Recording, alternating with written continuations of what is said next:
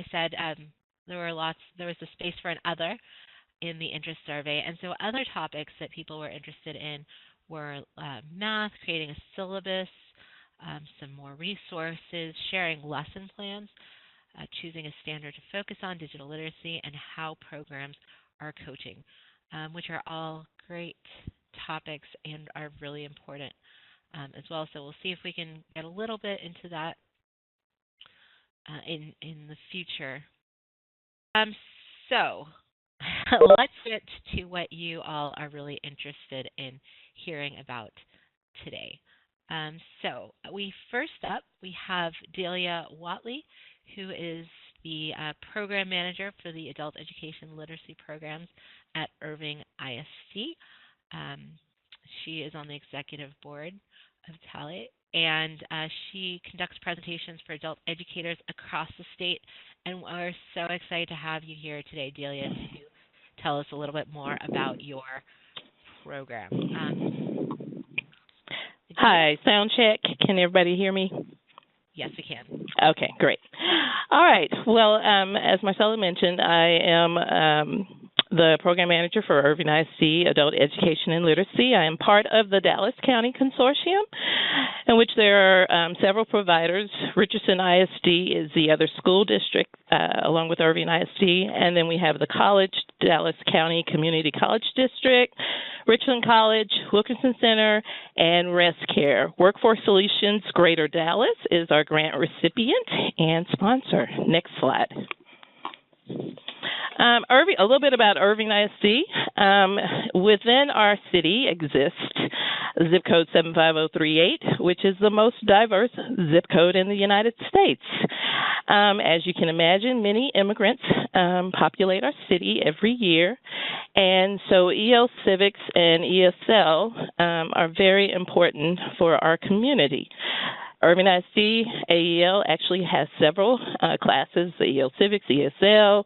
We have the HSE Basic Skills, Family Literacy, Digital Literacy, and we have several IET EL Civics courses, the Fuel Education, Hospitality and Tourism, Stalls, Clothing and Textiles with Entrepreneurship, and the Home Depot Home Improvement, as well as the Irving ISD Technology Digital Literacy, in which we use the literacy libraries tool that many of you have probably heard about.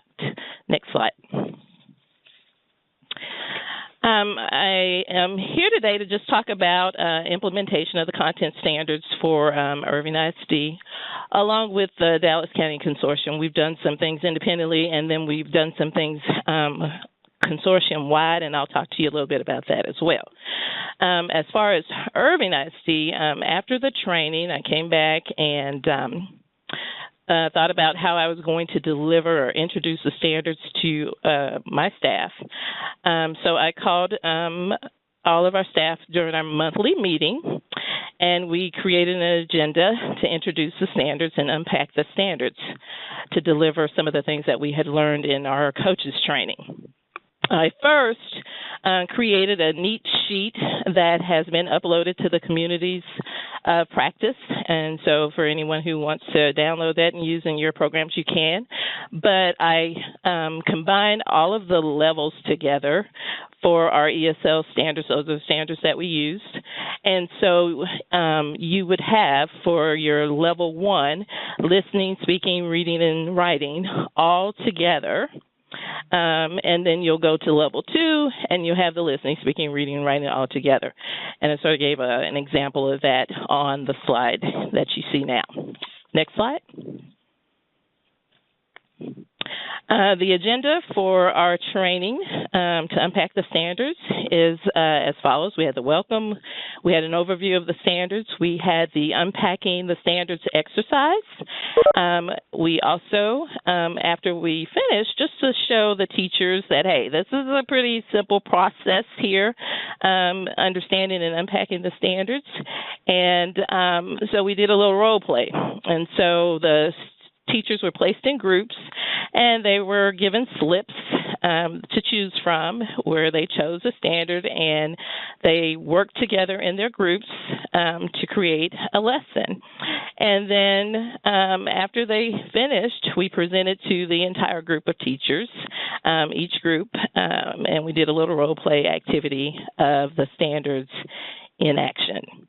And so that was a lot of fun. The teachers were very comfortable with it. There were no complaints, at least not verbally. And but it just seemed like a really fun activity and fun exercise to introduce teachers to the standards in a non-threatening way. Next slide, please. We also, because I wanted to let the teachers know that using the standards within their classes doesn't just mean using them on your lesson plan, but actually standards in action means how you deliver your lesson. And so I gave them all of the tips that were handed to us in the coaches training on how to witness the standards in action. And so I typed it up again on one page so that it could be easy for the teachers to follow, and passed it out to them. And we went over each one and what it meant, and asked for any questions. And so it seemed to go across pretty well, and the teachers didn't have a lot of questions at the time and didn't have a lot of resistance. And so that was very, very exciting for me. Next slide, please. I also went back. I use an evaluation and monitoring tool when I go out and evaluate the teachers. And I've not used this yet, but I did want to make sure that I added to the tool that I was using, the AEL Content Standards, so that when I'm out, I can look and see if I'm seeing the standards in action. I can look and observe whether or not they have it in their lesson plans and whether they're using it. And so I added it to our evaluation and monitoring tool. All of these handouts have been uploaded to the Communities of Practice in case any of you want to download. Next slide, please. Next slide. Okay. Also, when I went out and observed some of the teachers, and I gave them feedback, I used the standards in action sheet, and I pulled out those standards or the representations of the actions that the teachers were conducting in their classes, and so that they would know, hey, you're doing a great job using this, or this, and I didn't see a lot of this. And so I normally start off telling them, the great things that I've witnessed and seen as I'm observing their classes. And then I'll give them a few pointers of what maybe I did not see. And that seems to go across well when you do it in that way. Give them all the positives first, and then throw in a few suggestions. And so that's what I did. Now, I mentioned to you that I was going to talk about what we're doing consortium-wide for our Dallas County Consortium.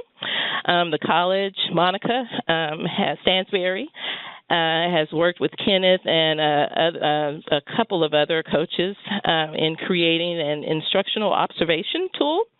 And it's a rubric, and we'll have it. We're going to finalize it, and I'll make sure that we can have it for you uploaded to the Communities of Practice. But it's really neat because it has 4 ratings: excellent, good, fair, and poor. And it has content mastery, learning environment and classroom management, instructional planning, delivery of instruction, expectations, and assessment. And so each of those have the 4 ratings of excellent, good, fair, and poor. And we were able to get it on pretty much one sheet of paper. The last page is where you can put maybe notes or comments or evidence. And so it's a really simple, easy observation rubric that coaches can use as they go out and observe teachers.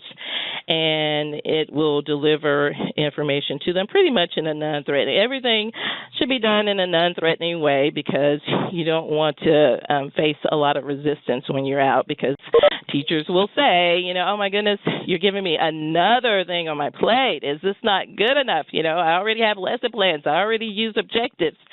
And so when you introduce the standards, and especially when you're going out and making your observations, you want to use the tools that are not going to be threatening or insulting to your teachers, especially your veteran teachers who have been teaching for a very long time and feel like they can sit you down and teach you something. And so you have to be careful how you approach them. And so I think the tools that we use and the processes that we have used for the Dallas County Consortium sort of limits a lot of resistance that you ordinarily would probably get from teachers when you introduce something new to them. Okay, that's what I wanted to share with you today. Thanks so much, Delia. We received a question that asks, how many teachers do you work with? We have about 18 teachers here in the Irving ISD. Now, consortium-wide, we have several hundred teachers. Okay. And do you recommend then starting with a small group and then expanding, or did you start off right away with all of the teachers? For me, it was better to do them all together because it pretty much maximized my time and effort. But also, I think with the teachers, with them being together and learning together and leaning on each other, it helps to build that team. And it helps them to work and collaborate together, and so they are able to answer questions that maybe more than one person may have the same question, and so they can sort of recognize that they're not in this by themselves and that they have a lot of support. So I thought it was best for me to do it program-wide. Mm-hmm. I think that makes a lot of sense. And like you said, it's important for them to know that they're not the only ones that are struggling with all of this. Okay. So has anybody ever tried anything similar to Delia? Do you have any suggestions on how to make this even better? Or any other questions in general?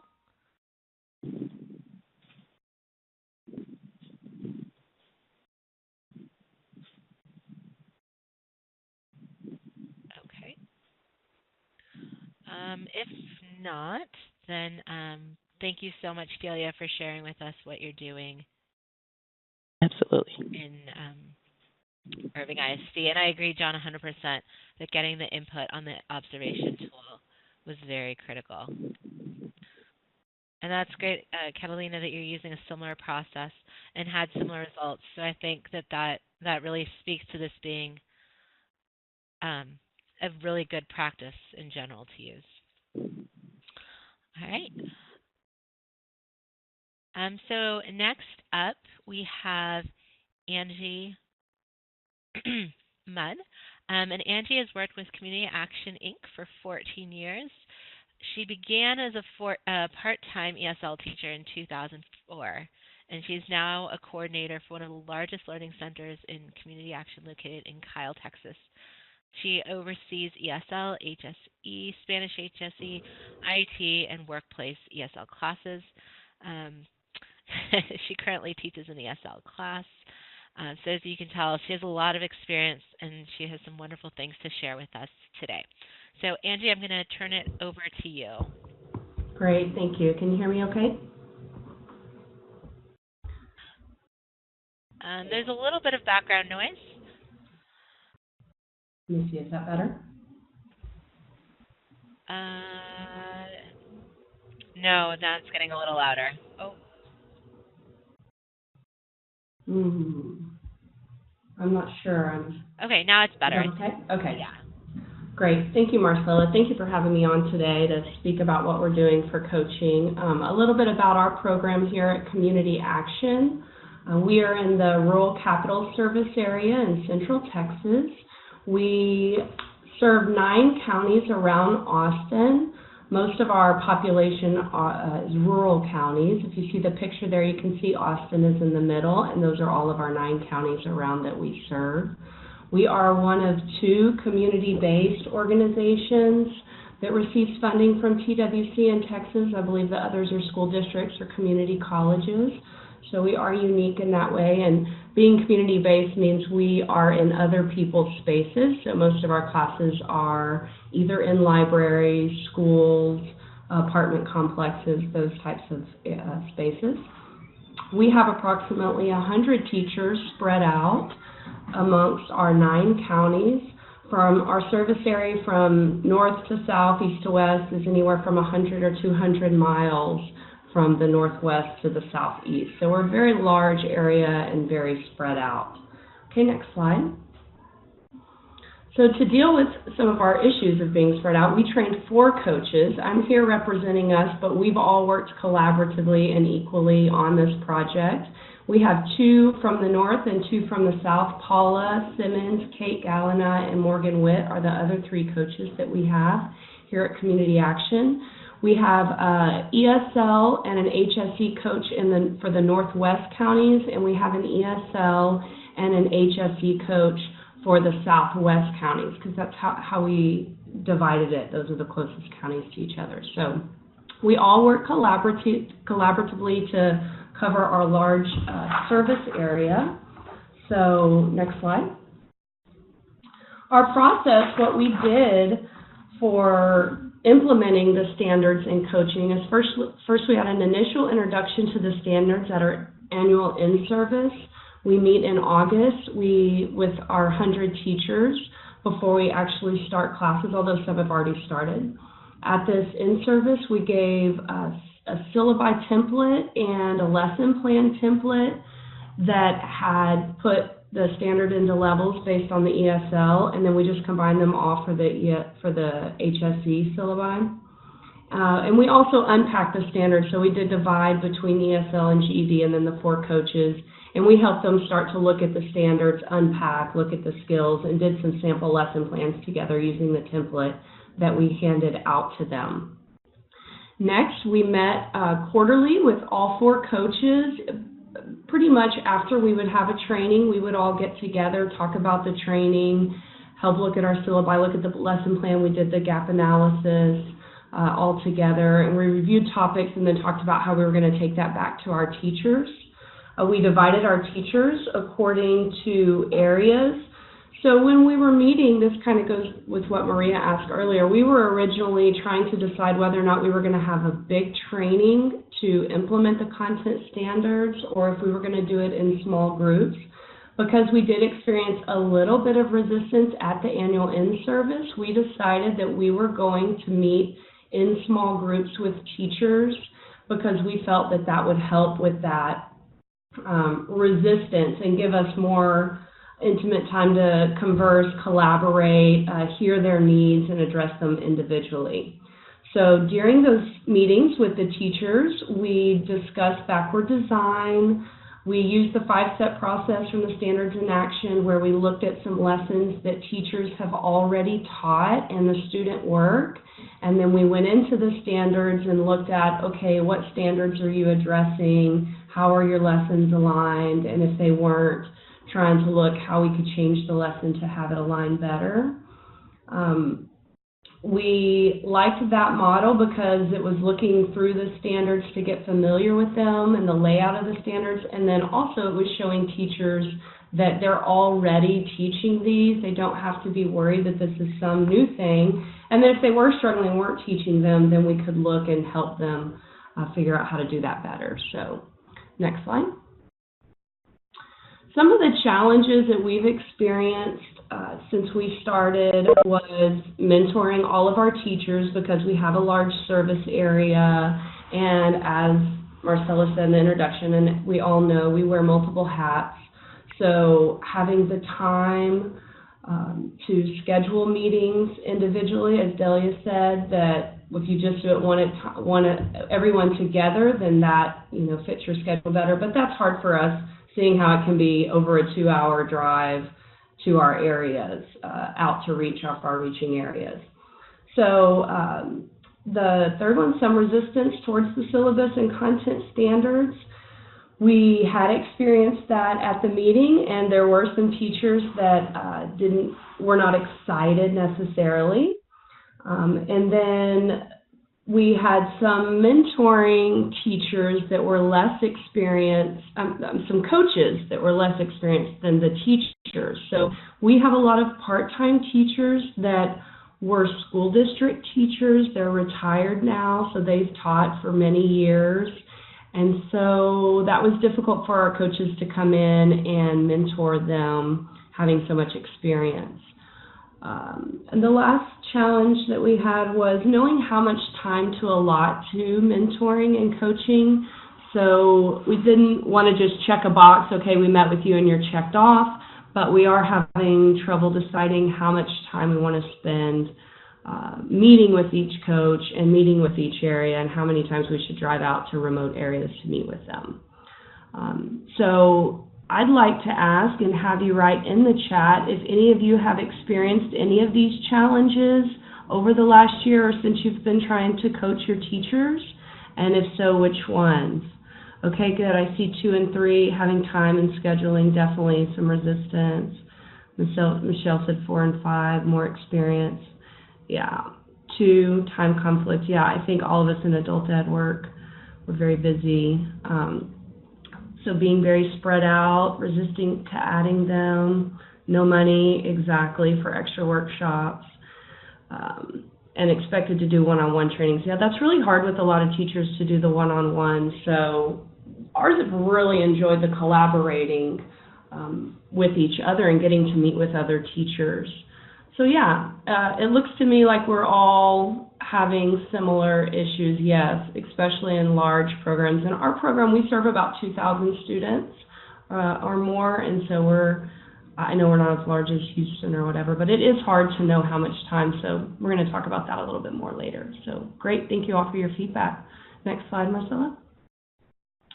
So, there we go. So here's some of the solutions that we came up with. Obviously, we trained 4 coaches. That helps a lot, having put that time in and being able to divide it up amongst all of us so we don't have to drive 3 hours to meet. We decided to meet with the teachers in small groups. This was due to the resistance that we experienced a little bit. We set a goal, instead of just implementing the standards, that we were hoping to help teachers collaborate with each other. That was some of the feedback we got from the very beginning, that teachers felt like they'd never had time to talk with other teachers in their area. So we kind of used this as time to collaborate, especially asked them to bring lessons that they liked, and we used their own material to show them how it fits in the standards, and then use those lessons they brought to look at the standards and see which standards they were teaching. We used the strategies from the trainings that we received, the backward design, behavior checklist, the mentoring strategies. I think that these helped with the less experienced coaches because it really helped focus on the standards and less on teacher behaviors. And I know we did some of that at the last training, so we tried to implement the checklists and whatnot. And then we're working with our director to document meetings. We did make a sign-in sheet where we can upload that to Community of Practice. I didn't think about that, but where we document how much time we're meeting. But I feel like this is still a challenge that that we're dealing with, and it looks like a lot of you did put number 5 on the chat box. So Marcella, I believe on the next slide we've written in, we do have a question of how much time are you spending with each teacher, and then have you had any problems with the teachers who have more experience than with the coaches? So I don't know if this is too much to discuss here in the chat. If you have any input that you'd like to give, if you have a solution that's worked really well, we'd love to hear. If not, Anne-Marie suggested that maybe we could carry this over to the Q&A. And I'm curious also, I guess, with regards to the question about for the people who said that you're struggling with how much time to spend with your teachers, how much time you are spending right now, and if your challenge is that that's, I assume it's probably not, you feel like you're not spending enough time. But how much currently you're spending with your teachers? Okay, so for Irene, it varies. and Kimberly is only working with a few teachers. You're spending 2 hours with each teacher, right? So as you roll it out with more teachers, the amount of time might continue to be a challenge, or maybe it sounds like you're getting a good grip on it by starting with a small group and expanding that. Connie is also similarly spending about 2 to 3 hours each. Michelle is 25 minutes every other day.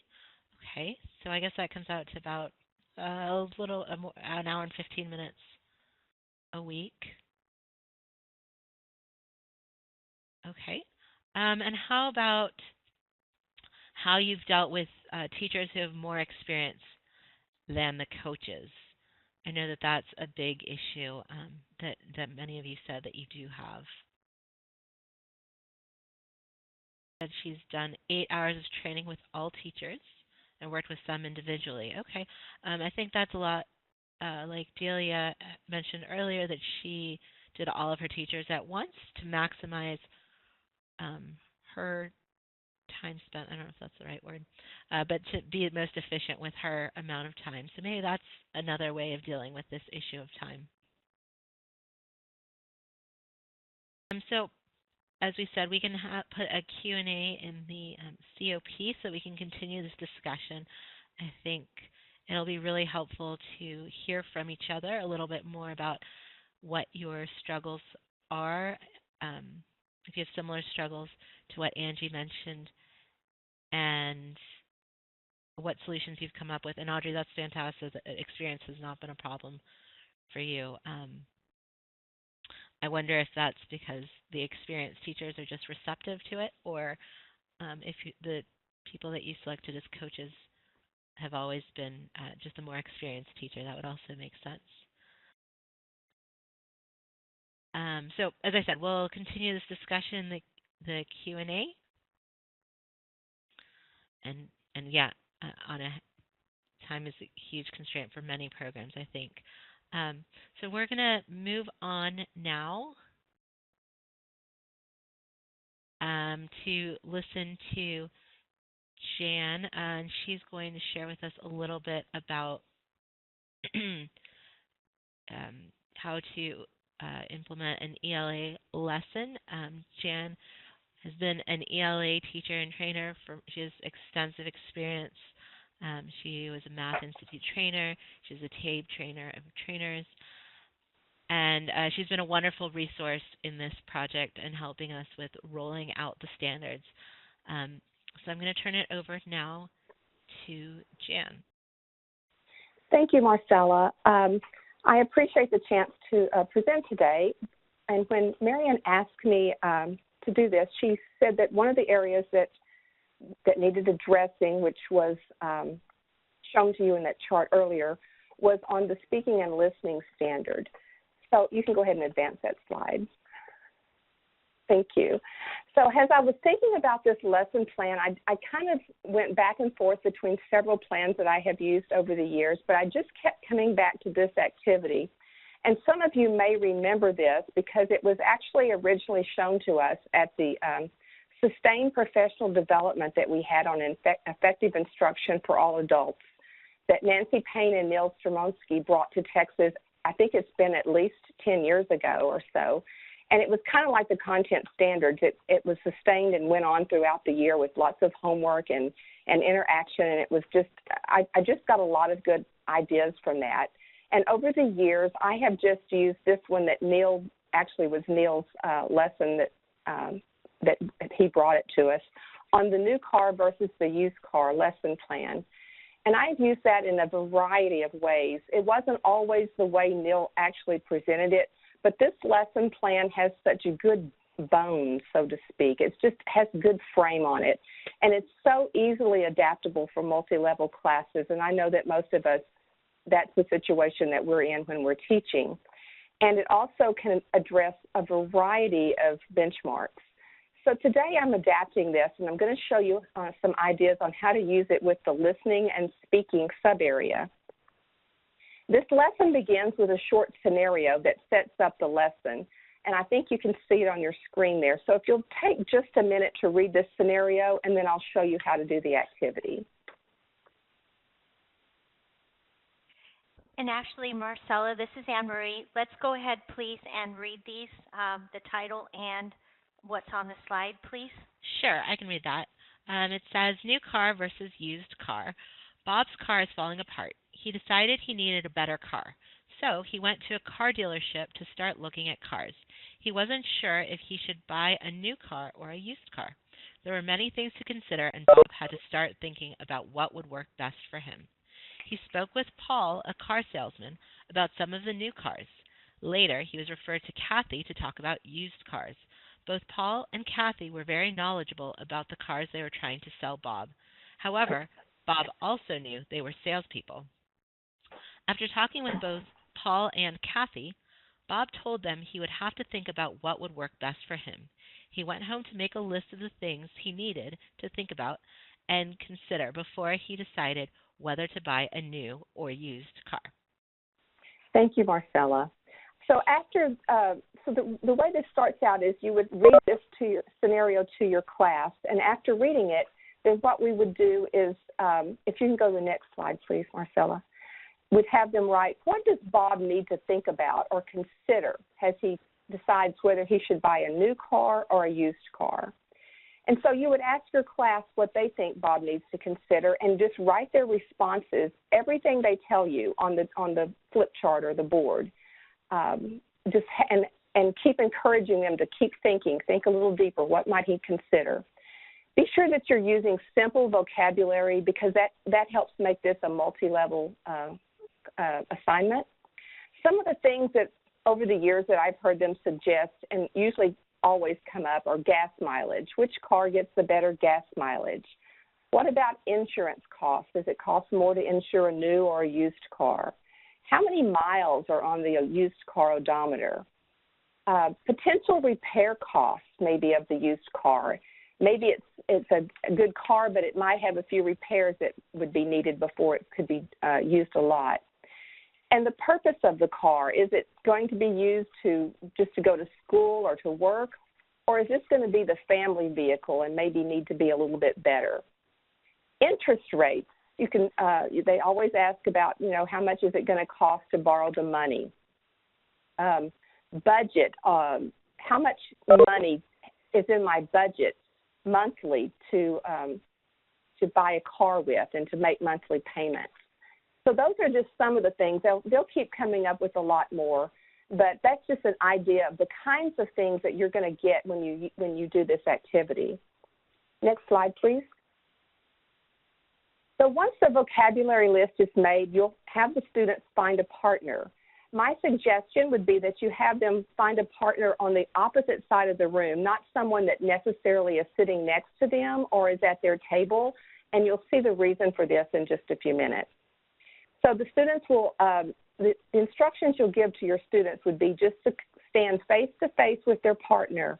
No sitting. I want everyone to get up. This is a kinesthetic activity. In fact, this lesson plan uses a variety of learning modalities, which is another reason that I find this a strong lesson plan to use.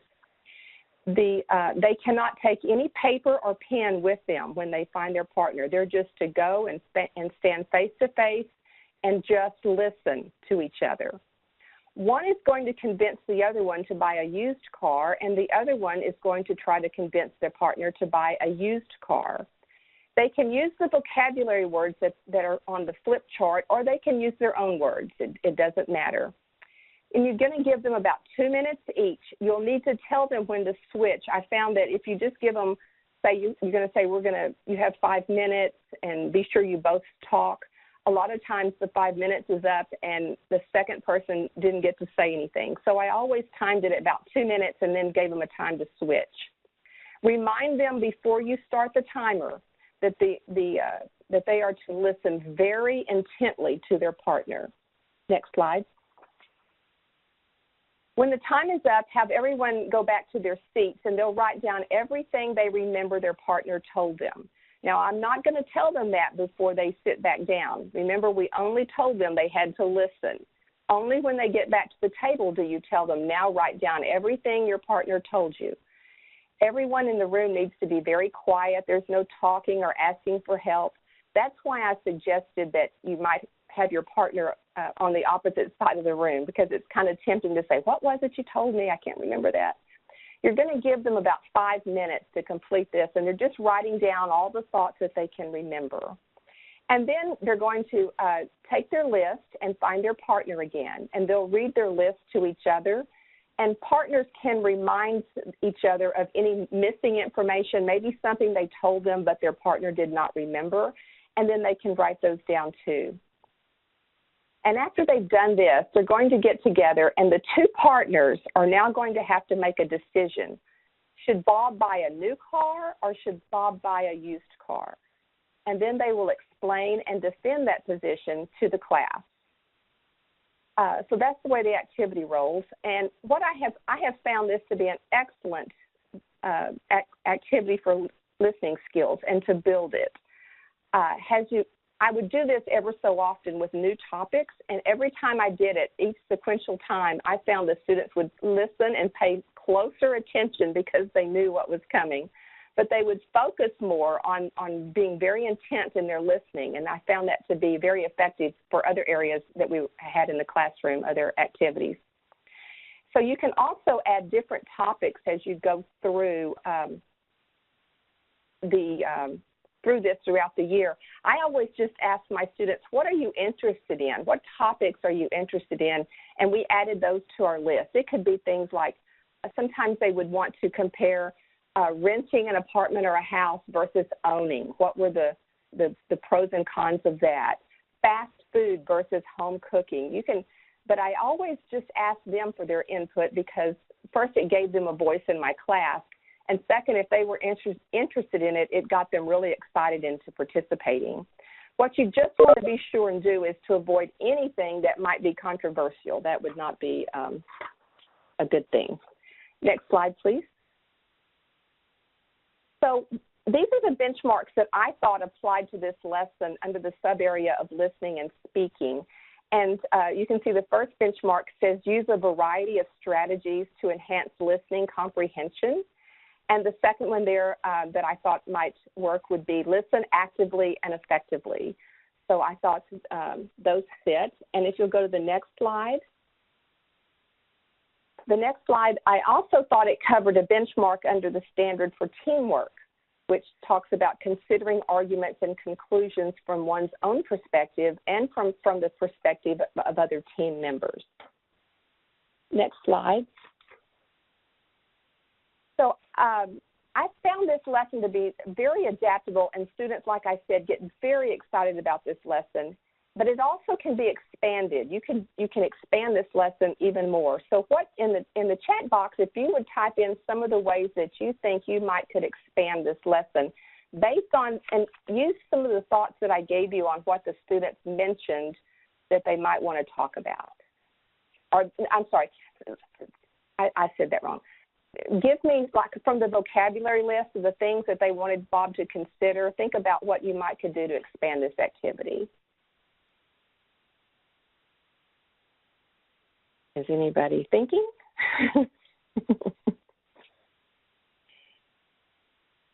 We'll just give them a second to go ahead and type in their responses. Okay, thank you. Okay. So Marissa thinks the lesson is awesome, which I agree. Angie suggested you could have them write an argument. Angela suggests having them explain the justifications for their chosen suggestions. Audrey said that we could have a warm-up activity for math lessons on calculating interest rates. We could follow up with a written reflection. We could use this activity with CSA students as they plan their research papers on career goals. You can use vocabulary in sentences or reflections. You can then move on to interest rates for auto loans. You could ask them not just why, but why things are important for the purchase of a car option. You could have them make a commercial, maybe about You can look at YouTube for information on new or used cars. I think that's, Sandra, what you were suggesting. And Desiree thought that this is a very thorough lesson that targets so many areas, and I completely agree. Okay, thank you. Thank you for your responses. Next slide, please. So here are some of the ways, and y'all touched on a lot of those plus many more, that we could expand this lesson. But one of the things that I wanted to be sure and point out today that I found was on financial literacy. I know that's not in the ELA standard, but it is in the math standard. And it was one of the other expansion areas that I thought could be adapted to this lesson. One of the benchmarks for that standard says that you need to apply critical thinking to analyze the costs and benefits of personal financial decisions, including the assumption of large amounts of debt. And also one of the ways under that benchmark, one of the benchmarks said we had to develop an economic way of thinking and problem solving as a knowledgeable consumer. So that's just another thought on that lesson. So I hope that you can use this with your classes or share it with your teachers. And this lesson plan will be posted on the Community of Practice in a few days. So if anyone doesn't have a question, then I thank you for the opportunity to share today, and I'll turn it back over to you, Marcella. Thank you. Are there any questions for Jan about the lesson, how she used it, how you could expand it? So if not, I just wanted to quickly wrap up, and it looks like we'll be finishing a few minutes early, about what's next. So we've had our last face-to-face time meeting together, and so our next activities together are going to be a couple of webinars. As I mentioned at the beginning, we want to give you an opportunity to hear from our experts about how to implement a lesson, what a lesson plan could look like, similar to what Jan just shared with us for ELA. We'll be looking at the ESL lesson. If hopefully you'll be able to join us on either April 19th or April 20th. And I do want to make a note there that we'll be back to the usual 1 p.m. time on April 19th rather than our time that we had today. And on April 20th, it'll be at 4 p.m. And then we will have one last follow-up webinar where we'll look at the math lesson, and that will be on May 10th at 1 p.m. or May 11th at 4 p.m. And we hope that you'll be able to join us at one of those two webinars to hear more about those great lessons that our experts will be sharing with us. And with that, if there are no more questions, then we will see you online. Thanks, everyone. Thank you so much, Marcella. And I want to thank, first of all, I'd like to thank our three presenters today, Delia, Angie, and Jan, for a great job sharing. And just as a quick reminder that everything that we shared today will be in the Content Standards rollout Community of Practice in the PD portal. You'll be able to print your certificate of attendance hopefully by tomorrow afternoon. Please don't try to print your certificate before that for attendance. And again, I want to thank everybody for joining us today. We had a large group, and thank you for the flexibility and the time, because I know we did change it. And I want to thank Marcella, and I want to wish everyone a wonderful afternoon, and thank you for attending. And thanks again to Delia, Angie, and Jan. Great job.